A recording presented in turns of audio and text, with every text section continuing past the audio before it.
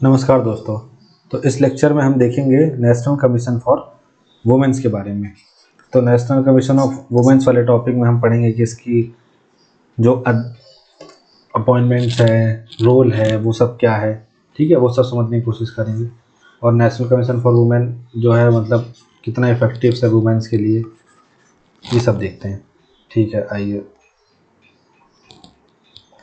Sorry. सबसे पहले तो आप देखिए कि जो नेशनल कमीशन फॉर वुमेन है ये एक वैधानिक निकाय है। ठीक है, सांविधिक निकाय है। सांविधिक निकाय,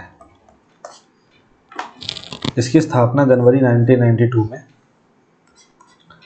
31 जनवरी 1992 को भारतीय संविधान के प्रावधानों के तहत की गई थी, जैसा कि राष्ट्रीय महिला आयोग अधिनियम 1990 में परिभाषित किया गया है।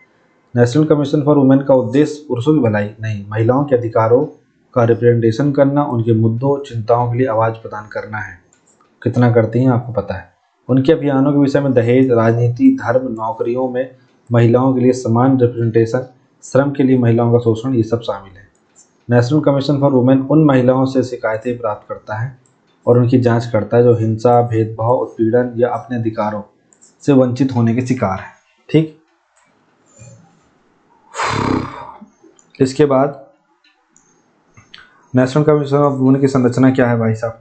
एक तो इसमें अध्यक्ष होता है जो महिला सशक्तिकरण के लिए प्रतिबद्ध व्यक्ति को केंद्र सरकार द्वारा अध्यक्ष के रूप में नियुक्त किया जाता है।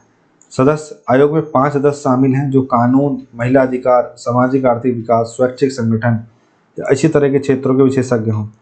एक सदस्य सचिव होता है जो महिलाओं के मुद्दों प्रशासन में अनुभव रखने वाला व्यक्ति होता है, जिसे केंद्र सरकार द्वारा अपॉइंट किया जाता है। इसके बाद नियुक्ति अधिकारी, अध्यक्ष और सदस्य, सचिव सहित सभी सदस्यों की नियुक्ति केंद्र सरकार द्वारा की जाती है।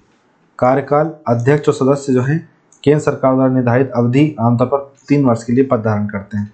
तो देखिए, चाहे कार्यकाल हो, चाहे वेतन हो, चाहे नियुक्ति हो, चाहे रिमूवल हो, चाहे रिपोर्ट हो, ये सब कुछ ये केंद्र सरकार को ही देंगे। ठीक है, ठीक, याद रखना है आपको। तो इसमें 1 + 5 + 1, एक अध्यक्ष, 5 सदस्य और एक कौन होता है, एक होती है आपकी सचिव जो होता है वो। ठीक है, और मतलब जो अध्यक्ष होता है और जो सदस्य होते हैं इनकी नियुक्ति जो है कौन करता है, केंद्र सरकार करती है। अब आते हैं हम भूमिका में। तो ये महिला अधिकारों की रक्षा करती है। देखिए, जो कमीशन है ना, जैसे ही नेशनल ह्यूमन राइट्स कमीशन है, इस वाले के अपॉइंटमेंट और अपॉइंटमेंट कमेटी जो है मैटर करती है बहुत ज़्यादा, क्योंकि इसमें ज़्यादा लोग हैं। लेकिन इसके अलावा जितने भी कमीशन है उन सबका रोल और इशू ये बहुत मैटर करता है। तो महिला अधिकारों की रक्षा संविधान और अन्य कानूनों के तहत महिलाओं के अधिकारों की सुरक्षा सुनिश्चित करता है। शिकायतों की जांच, हिंसा, भेदभाव, लैंगिक अन्याय, इन सब मामलों की जांच करता है। कानूनी सहायता, उत्पीड़न या अधिकारों के उल्लंघन का सामना करने वाली महिलाओं को कानूनी सहायता देता है। कानूनों की समीक्षा, महिलाओं के कल्याण को प्रभावित करने वाले कानूनों की जांच और संशोधन की सिफारिश करना। सलाहकार की भूमिका, महिलाओं की स्थिति में सुधार के लिए नीतियों पर केंद्र और राज्य सरकारों को सलाह देना। फिर जागरूकता अभियान, महिलाओं के सशक्तिकरण और कानूनी साक्षरता को बढ़ावा देने के लिए जागरूकता कार्यक्रम आयोजित करता है ये। ठीक, ये आपको याद रखना है। फिर इसके अलावा और क्या करता है ये, तो ये शोध और डेटा का संग्रह करता है। महिलाओं को प्रभावित करने वाले मुद्दों पर अध्ययन करना, डेटा एकत्र करना, रिपोर्ट प्रकाशित करना, ये सब काम करता है ये।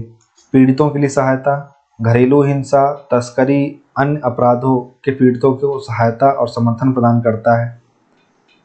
निगरानी की भूमिका, महिलाओं के लिए सुरक्षात्मक कानूनों और नीतियों के कार्यान्वयन की निगरानी करता है। अंतर्राष्ट्रीय सहयोग, अंतर्राष्ट्रीय मंचों पर भारतीय महिलाओं का प्रतिनिधित्व करना, वैश्विक स्तर पर लैंगिक समानता को बढ़ावा देना, ये सब काम करता है आपका नेशनल कमीशन फॉर वुमेन। तो ये आपको इसमें ध्यान रखना है। तो ये मेन चीज़ यही है पूछने वाली, जो पूछी जाती है। इसके अन्यत्र जो भी चीज़ें हैं वो सब ऐसा, अब इसमें जैसे इशू वाला आ जाए तो इशू वाला आपको सब में लगभग सेम इशू लिखने हैं। ठीक है, अब मैं कैसे आपको बताऊँ। देखिए, पहले लिखो कि जो पद है वो उसकी सही समय पर भर्ती नहीं।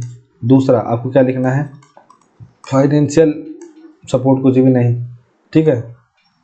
और सेंट्रल गवर्नमेंट पर पूरा निर्भर, अपॉइंटमेंट्स के लिए हो, रिमूवल के लिए हो, उसके बाद आपका इनको सैलरी देना हो, कुछ भी करना हो, सबके लिए उस पर डिपेंडेंट है। तो ये सब चीज़ें हैं। फिर उसके बाद कोई सर्च एंड रिसर्च विंग नहीं है खुद की इसकी। तो ये सब इशू हैं इनके जो आपको याद रखना है। तो आई होप सो आपको समझ में आया होगा ये। फिर अगला हम देखेंगे commission of chief information commission. तो thanks for watching this video, have a nice day.